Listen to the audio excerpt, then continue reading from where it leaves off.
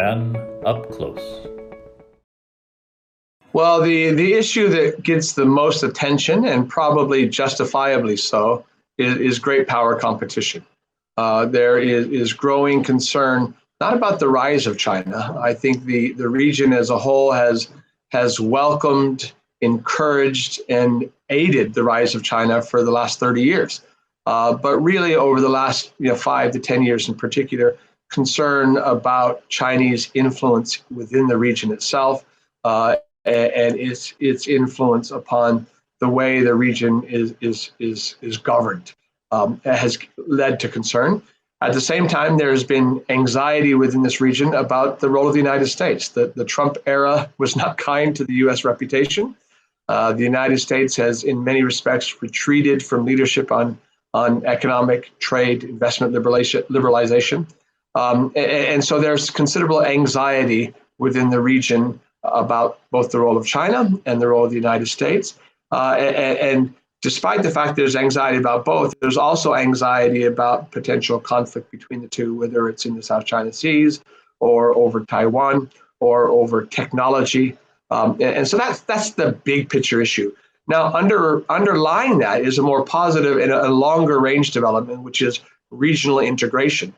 At its core, the Indo-Pacific is a positive expression about a region that is more additive, that is more inclusive, that incorporates India into the Asia Pacific, that's about greater economic integration, and that has at its heart things like the Regional Cooperative Economic Partnership or the Comprehensive and Progressive Agreement for the Trans-Pacific Partnership. And ironically, that great power competition I was talking about has also served to kind of hypercharge regionalism. In other words, Japan is more interested in Australia and India and Southeast Asia than before because they need partners. And the same is true of Australia and India and Southeast Asia. And ironically, of countries outside the Indo-Pacific as well, as the UK and France and the EU more broadly are really interested in having partners in this region in an era of uncertainty. You can tell by my funny Arizona accent that I'm originally from the United States. I've been in Australia now for the last 9 years, and my wording, my vocabulary has shifted. In the United States, we often talked about the liberal international system, or the post-World War II liberal international system. The Australian vernacular is a rules-based order. They essentially mean the same thing. Essentially, it is the desire on the part of nation states to establish institutions, standards, norms, organizations, and laws that ensure that we live in a system of rules. And we don't live in a system where might makes right. To use the Greek philosopher Thucydides' kind of framing, we don't live in a world where the strong do what they will and the weak suffer what they must. We don't want that. That was a major conclusion that came out of the 20th century, out of the horrible wars in the middle of that century, that we wanted an international system. So obviously, China has long been part of the rules-based order. It flourished. It thrived under the rules-based order. It really was the security foundation for peace in Asia post-World War II that enabled this tremendous economic boom, the increasing regional integration that was the foundation for Chinese reintegration into the world. And in this current era where the media is dominated by U.S. actions on semiconductors with China and concerns about Taiwan, people forget that for the better part of 60, 70 years, the United States was the primary champion of China, urging China to be part of the world, urging its membership and actually advocating for its membership in the World Trade Organization, because we wanted China to be part of the rules-based order. And so this is not something separate from China. The challenge really has come when, due to primarily domestic concerns within China, increasingly the Communist Party of China has been determined to make a global environment that is safe, not for China, not for the Chinese people, but for the Communist Party of China. And so their activities when it comes to what is acceptable political discourse in places like Hong Kong or in the region writ large. What is acceptable discourse in terms of things like territorial disputes, where they tend to lean towards a might makes right view of the world. Big countries do what they will, small countries suffer what they must kind of rule in the world. That has meant that increasingly countries like Australia are using a long-standing affinity for a rules-based order as a tool to ensure that we maintain our sovereignty, our ability to maneuver in an era of great power competition, and particularly when those rules are being challenged by China. So it's not a clear answer. It's not that they're in or out. They've long been in, and right now, candidly, their activities are detrimental to the rules-based order that we have relied upon for years. Well, very briefly, when I began my professional career well over 30 years ago, few people even used the term Asia-Pacific. We still talked about East Asia, Southeast Asia, South Asia, and Australia was part of this mystical land of Oceania floating out there by Atlantis somewhere. It really wasn't until the late 80s, early 1990s, when Japan and Korea, the economic powerhouses of the region, decided that they wanted to integrate south, particularly into Southeast Asia, and Australia and New Zealand decided they wanted to be part of their near neighbors, the Asian Century White Paper and the like, they wanted to be part of it, that we began to talk about the Asia Pacific, bringing Oceania into that chunk of Asia. And that became the preferred parlance for 25 years. But there were some limitations to that. The Asia Pacific Economic Cooperation Initiative, or APEC, which Japan, Korea, and Australia kind of led the creation of, didn't include India. And over the last 25 years, India has grown not only in population, but in economic dynamism and in the overall size of its economy. And so it increasingly became apparent that an Asia Pacific that did not include India was missing something. And at the same time, Japanese Prime Minister, our former Prime Minister Abe, in his first go around as Prime Minister, gave a historic speech talking about the confluence of two great oceans, the Indian Ocean, the Pacific Ocean, and this arc of freedom and prosperity, which is a foundational concept behind the Indo-Pacific. That speech was primarily about how do we incorporate India into the Asia-Pacific. Australian political leaders, Japanese political leaders, Indian political leaders all now rightfully lay claim, as success has many fathers, to this notion of the Indo-Pacific. Because really what it is about recognizing that our energy flows and our trade flows go through the Indian Ocean up into this region or vice versa, and that our security, our prosperity, and our diplomacy in the region really is better served by a more expansive, as I said earlier, additive view. So what can Japan do? Japan has already done it. Japan has a tremendous bilateral relationship with India. Japan very early on was a champion of integrating India into the Asia Pacific and informing an Indo-Pacific construct. And Japan has worked very closely with Australia in that endeavor. We now see, obviously, those things have moved quite quickly. We now have a very vibrant leaders level meeting of what we call the Quad.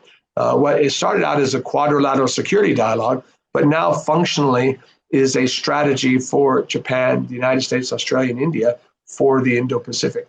And so there is no question that it is Japanese investment, it is Japanese diplomatic leadership, it is Japanese leadership with other partners that will continue to drive the Indo-Pacific as a construct. I would agree that that's its intent, and that is a good intent. However, it is a grossly insufficient effort. At its core, the United States was early on involved in the Trans-Pacific Partnership, which was a world-class trade and investment liberalization vehicle. And when the Trump administration made the decision to pull out of that agreement, it was a shock. And it was actually a miracle that together Japan and Australia resurrected it. And they resurrected it against expectations in the form of the Comprehensive and Progressive Agreement for the Trans-Pacific Partnership, And they did so explicitly to kind of hold the door open for the United States when the United States returned to sanity. Unfortunately, we are now 2 years into the Biden administration, and even the mention of free trade, even the mention of market access is so allergic to the political establishment in Washington, D.C., they can't do it. So we instead have an Indo-Pacific economic framework, which again is better than nothing. It's still largely a thought to develop a plan to think about one day maybe doing something. And it is still grossly insufficient when compared with what already exists with the Trans-Pacific Partnership, with the TPP. But again, having said that, again, it's better than nothing. I'm hopeful that at some point, the United States will get its own political house in order. They will recognize that public opinion has shifted. It is broadly supportive of free trade, and that America's leadership in the Indo-Pacific requires economic leadership. And the Indo-Pacific Economic Framework, while good and while a positive gap filler, is not meet for task. It's not sufficient for the task. And I think you would probably have pretty broad agreement in both Tokyo and in Canberra that is the case. And what we really want is the U.S. leading again on trade liberalization, on economic integration in the region. And we want the United States back in the TPP. And in the interim, we're kind of resigned to the fact that the U.S. doesn't feel capable to move, and hopefully they'll come around soon. I remain very much a believer that while there are dislocating effects of free trade, and there are certainly disadvantaged classes because of free trade, or sectors rather than classes, that as on the net, free trade itself is primarily responsible for the tremendous boom in prosperity that we have seen in Asia over the last 70 years and globally. That I do continue to believe that a rising tide floats all boats. I think that our political classes, particularly in the United States, have done a relatively poor job of making sure that the costs and the benefits are equally borne and equally shared. A country like Australia, on the other hand, over the last 30 years, Australia has probably better more than any other country, with the exception of maybe of China, benefited tremendously from a very laissez-faire, very open approach to free trade, and has seen this great boom in its economy as a result. And the important thing is, it has also seen at the same time this tremendous growth in wealth in the middle class. And the fact that you haven't seen that in the United States is a political failing rather than an economic failing. And that has undermined the public support for free trade. I'm not yet willing to give up on it. Obviously, there's some harsh headwinds. The growing bifurcation of the world, concerns about decoupling, the questions about China's role in this particular behavior. The fact it was China's role that convinced India to pull out of the regional cooperative economic partnership because they weren't confident in the opening their borders to trade with China, because they weren't confident in, one, their ability to compete, but also the fairness of that playing field. But at the same time, I'm encouraged to see the United Kingdom formally have applied for membership in the CPTPP. I'm encouraged that Korea has voiced its intention to join, and I'm hopeful that will be something that continues to build, because we will quickly find the consequences of isolation, the consequences of retrenchment are economic decline. We're facing pretty stiff economic headwinds anyway. For a country like Australia, that's really not an option. And so it's pretty difficult sitting as I do in Perth, the Indian Ocean capital of Australia, to bet against free trade when everything that we do is based on that premise. But yeah, there's no question it's a hard time. But in the long run, my hope is that the market forces will prevail. It's good. It's really good. And you start to run out of superlatives for it. I spent 25 years in Washington, D.C., 15 years of which I was head of the Mansfield Foundation, working very specifically on Japan, United States relations. And it was pretty common during that era to kind of reflect on Japan-U.S. relations as being the best ever. And the reality is, it was true each time. There has been a gradual growth. I think over the last 10 years in particular, you have seen a dramatic shift. There's been primarily changes in Japan that are responsible for the progress. And it has been done actually despite changes in the United States. And so in the United States, we have had long-standing, rock-solid, bipartisan support for an alliance relationship with Japan. That has been shaken in the Trump era. It was weathered.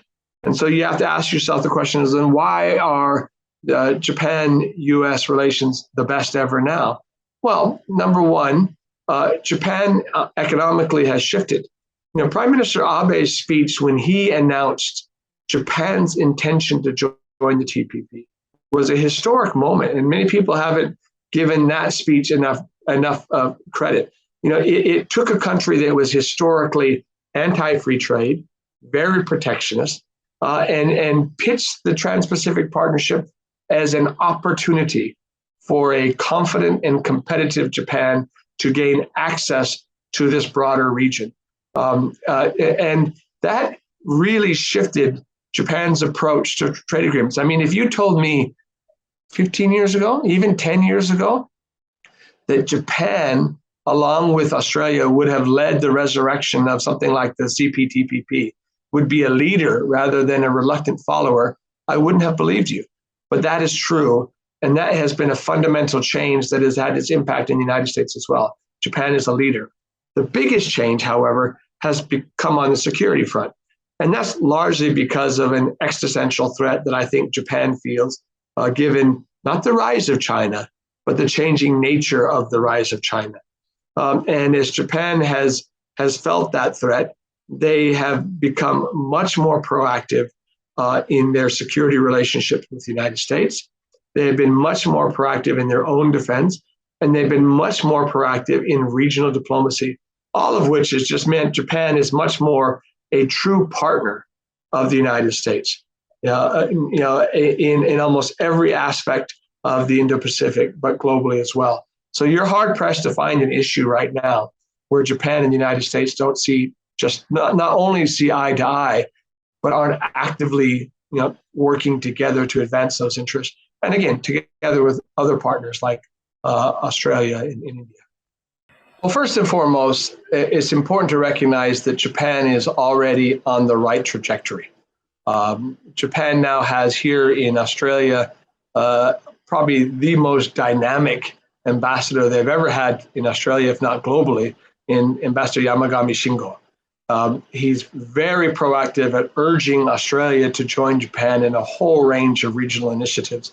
And to our credit, Australia is. We're working together very closely. I'm in Perth, and just this past weekend, we were fortunate to have a summit between our Prime Minister, Anthony Albanese, and Japanese Prime Minister Kishida Fumio, who came here to Western Australia. And that visit actually highlighted some of the opportunities. Ambassador Yamagami said that Perth was the fulcrum of geopolitical and geostrategic developments in the Indo-Pacific, but it was also where Japanese and Australian economic interests intersected, where they came together. And that was quite clear.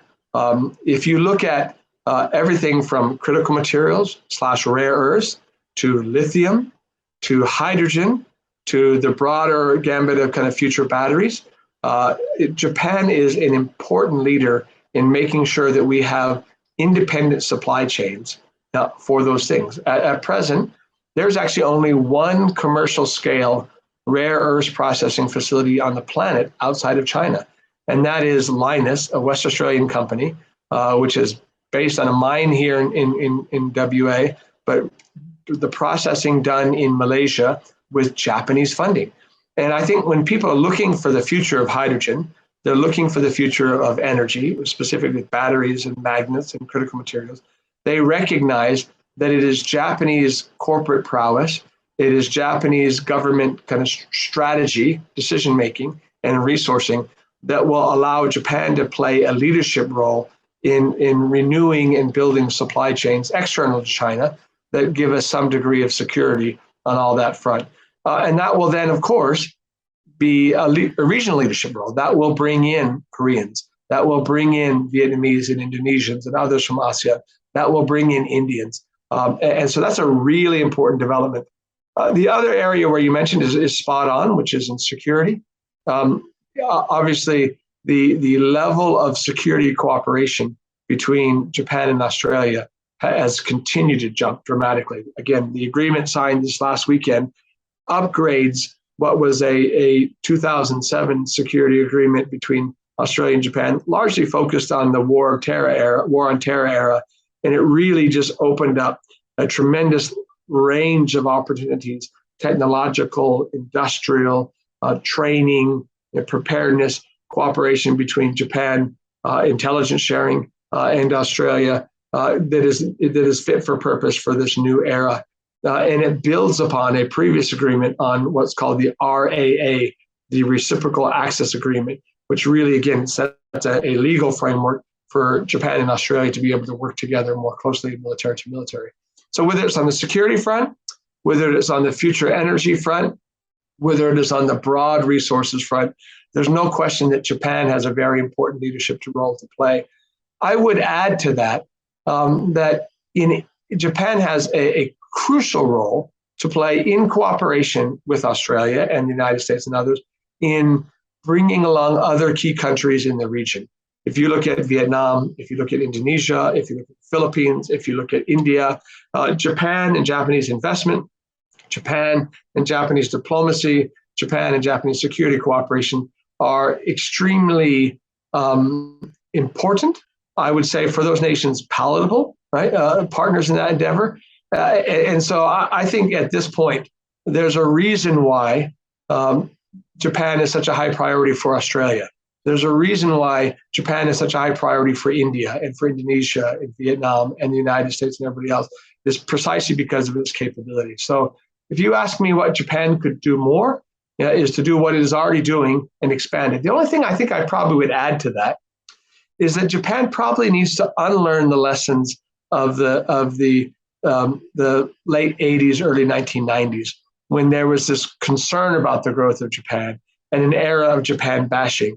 And that has meant that the Japanese corporate community and even the Japanese government tends to be relatively low profile from China. And yet the public does not understand that, right? Just because the Japanese corporate profile is so low. So I think the time has come for a little bit more proactive, flag waving, if you will, Japan making the case for its economic heft, for the importance of its investment, for its active role in these other sectors I was talking about, so that the region understands not that just that Japan is good. It's important that the region understands that they have choices. And that's the story here. What we don't want is countries in this region that feel that they are beholden to one specific country, that they have no other alternative. Because Japan is a very real and existent alternative, particularly when coupled with others. It's more than an alternative.